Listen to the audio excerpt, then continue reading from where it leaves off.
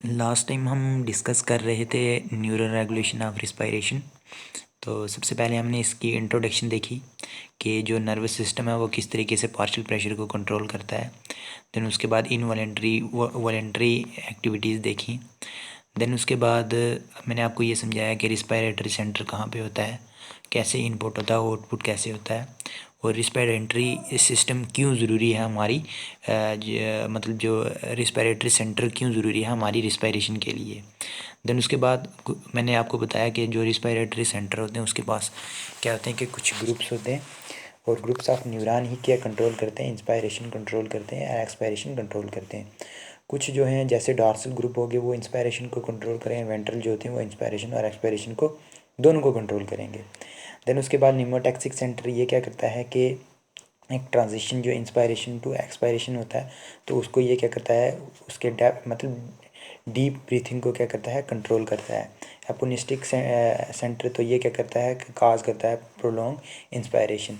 Then उसके बाद मैंने डायग्राम के ज़रिए आपको बताया ये वाला। तो ये सबसे पहले रेस्पिरेटरी सेंटर कहाँ पे पाए जाएंगे, उसकी उनकी लोकेशन क्या है। देन उसके बाद डॉर्सल रिस्पिरेटरी की सिस्टम की बात की, इसकी डायग्राम की बात की हमने। देन उसके बाद क्या क्या मैकेनिज़्म है इसके, इंस्पायरेटरी रैम्प सिग्नल की बात की हमने। देन उसके बाद ये हो गया inspiratory ramp, advantages of ramp signal. Then उसके बाद रिस्पिरेटरी साइकिल किस तरीके से होती है। तो उसके बाद हमने डिस्कस किया वेंट्रल रिस्पिरेटरी न्यूरॉन, और उसमें ये डायग्राम मैंने आपको बताई, इसके फंक्शन के बारे में आपको मैंने बताया, एपोनिस्टिक सेंटर के बारे में बताया, न्यूमोटैक्सिक सेंटर के बारे में बताया।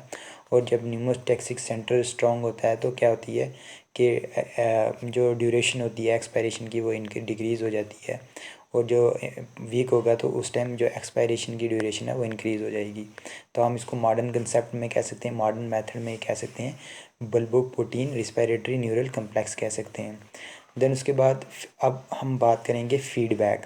फीडबैक रेगुलेशन किस तरीके से होती है, क्या मतलब कौन कौन से जो रिसेप्टर होते हैं वो बताते हैं नर्वस सिस्टम को कि किस टाइम एक्सपायरेशन करनी है और किस टाइम इंस्पायरेशन करनी है। तो कल मतलब मैंने ये पढ़ाया नहीं था क्योंकि अगर ज़्यादा पढ़ाता तो काफ़ी लंबा लेक्चर हो जाता। तो इसके आगे हम आज डिस्कस करेंगे। तो सबसे पहले है फीडबैक किस तरीके से होता है। तो सबसे पहले होते हैं सेंट्रल कीमोटैक्सिक सेंटर, और यही कहाँ पे लोकेटेड होते हैं, मेड्यूला में लोकेटेड होते हैं। और ये सेंसिटिव होते हैं पीएच, अगर पीएच कम होगा तो इट मीन्स कि हाइड्रोजन मतलब जो पार्शियल प्रेशर है ऑक्सीजन का वो क्या होगा, कम हो जाएगा। तो उस समय क्या होगी, इंस्पायरेशन होगी, ऑक्सीजन अंदर आएगा।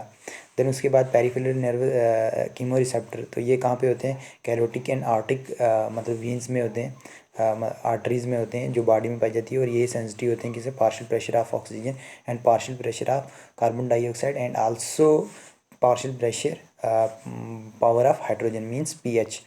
देन उसके बाद कुछ लंग्स के पास रिसेप्टर होते हैं, जैसे स्ट्रेच रिसेप्टर होते हैं, इरिटेंट रिसेप्टर होते हैं, जे रिसेप्टर होते हैं। तो इनके बारे में हम डिस्कस करेंगे ये क्या काम करते हैं। तो सबसे पहले hearing burial reflexes, hearing burial reflexes. तो हेयरिंग ब्यूरल रिफ्लेक्सेस क्या होता है कि ये क्या होता है, एक वॉल्यूम होता है, किसका, रिफ्लेक्स वॉल्यूम होता है। और इस ये क्या होते हैं कि रिसेप्टर होते हैं जो कहाँ पे पाए जाएंगे, मसल पोर्शन में पाए जाएंगे। अब ये जो मसल पोर्शन है, कौन कौन सी मसल पोर्शन, जैसे जो ब्रोंकियोल की मसल पोर्शन होगी, ब्रोंकाई की मसल पोर्शन होगी, तो उनमें ये क्या होते हैं कि रिसेप्टर होते हैं जो क्या करते हैं कि सेंसिटिव होते हैं, कि जो सेंसिटिव होते हैं टाइडल वॉल्यूम को लेके। हमारा टाइडल वॉल्यूम जो होता है वो 50 mm है। तो उसके बाद ये क्या कर मतलब क्या होते हैं, स्ट्रेच हो जाते हैं, और क्या मैकेनिज्म करते हैं कि एक्सेसिव इन्फ्लेशन को क्या करते हैं, प्रिवेंट करते हैं। देन उसके बाद अब इसकी जो मतलब जो नर्व एंडिंग होगी तो वो क्या होगी, अनमाइलिनेटेड होगी, रिसेप्टर स्टिमुलेटेड होते हैं एयरवेज को। जब एयरवेज टच होगी तो ज़्यादा क्या करेंगे, इन्फ्लेशन नहीं होने देंगे, मींस एक्सेसिव इन्फ्लेशन नहीं होने देंगे, मतलब इन्फ्लेशन मींस ज़्यादा हवा को अंदर नहीं आने देंगे। तो उसके बाद अब जैसे ही हवा क्या होगी, आएगी अंदर, तो ये अपने आप को क्या कर लेंगे, स्ट्रेच कर लेंगे। स्ट्रेच जैसे स्ट्रेच होंगे तो रिसेप्टर क्या होंगे, स्टिमुलेट होंगे, तो इम्पल्स जनरेट होगी, जनरेट होके कहाँ से मतलब जनरेट होगी, डीआरजी से। और डीआरजी क्या करवाएगी, एक्सपायरेशन करवाएगी। देन उसके बाद स्विच करेगा, स्विच ऑफ कर देगा इंस्पायरेटरी रैम्प को, और इंस्पायरेशन को स्टॉप कर देगा और एक्सपायरेशन हो जाएगी। अब एक्सपायरेशन क्यों होगी? क्योंकि यहाँ पे ये क्या कर रहा है कि जो सिग्नल भेज रहा है वो किसकी तरफ भेज रहा है? डॉर्सल की तरफ भेज रहा है। देन उसके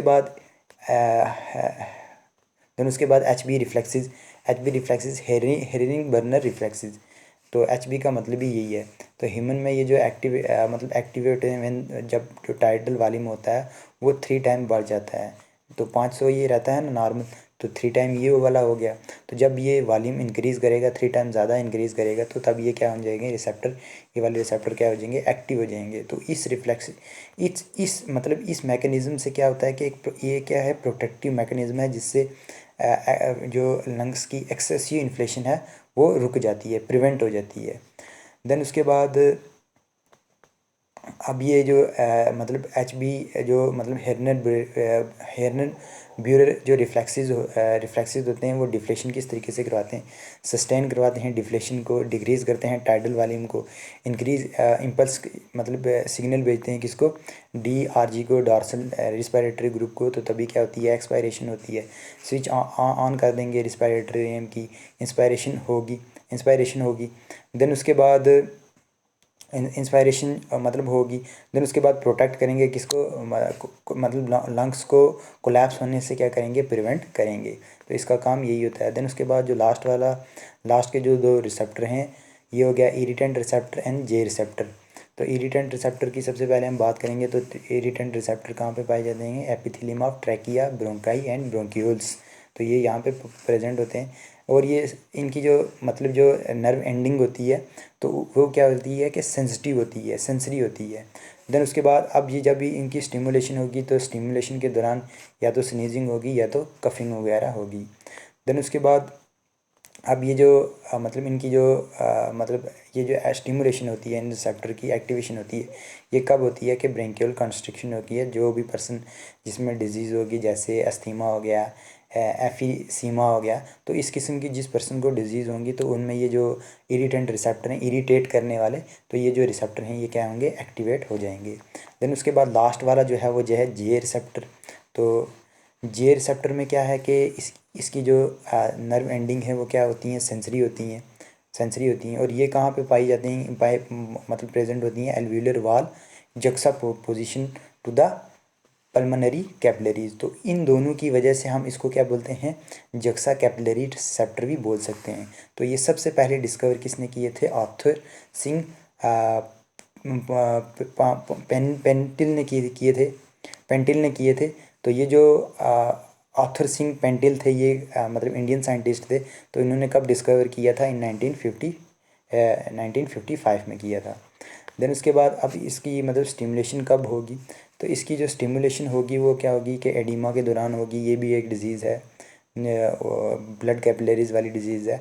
अब इससे क्या होगी कि मतलब इसका जो एग्जैक्ट फंक्शन है अभी तक तो क्लियर नहीं है, बट ये माना जाता है कि ये जो रिसेप्टर वगैरह मतलब स्टिमुलेट होते हैं तो ये कब होते हैं कि इरिटेंट रिसेप्टर हो गया और जे रिसेप्टर हो गया, तो ये कब मतलब होते हैं कि जब कोई भी डिज़ीज़ वगैरह हो। तो ये था हमारा रिस्पायरेटरी सिस्टम पूरे का पूरा। तो आने वाली वीडियोस में हम स्टार्ट करेंगे किडनीज़ के बारे में। तो सबसे पहले kidneys, structure of nephron and then formation of urine, तो हम सारे का सारा डिस्कस करेंगे। तो उसमें सिर्फ 2 ही सब यूनिट हैं, 3 से 4 दिन लग सकते हैं उसमें। तो आप तब तक इसको देखिए अच्छे से। अगर कहीं से समझ ना आए तो आप मेरे से बार बार पूछिए, बिल्कुल ईजी है। तो आप ये खुद से भी लिख सकते हो, ये बिल्कुल मैंने ईजी करके लिखा हुआ है। तो आप ये खुद से भी लिख सकते हो। अगर किसी को मटेरियल चाहिए तो आपकी बुक में भी मतलब अच्छा दिया हुआ, अगर किसी को और ज़्यादा मटेरियल चाहिए तो वो आप मेरे को मैसेज करके बता सकते हो कि हमें सर ये मतलब लिखना है, इसके नोट बनाने, तो मैं आपको प्रोवाइड कर दूँगा। तो इसकी जो PDF है वो मैं आज ग्रुप में सेंड कर दूँगा। तब तक वीडियो को पूरा देखिए, कहीं से कोई डाउट हो तो फ़ौरन पूछिए। ओके।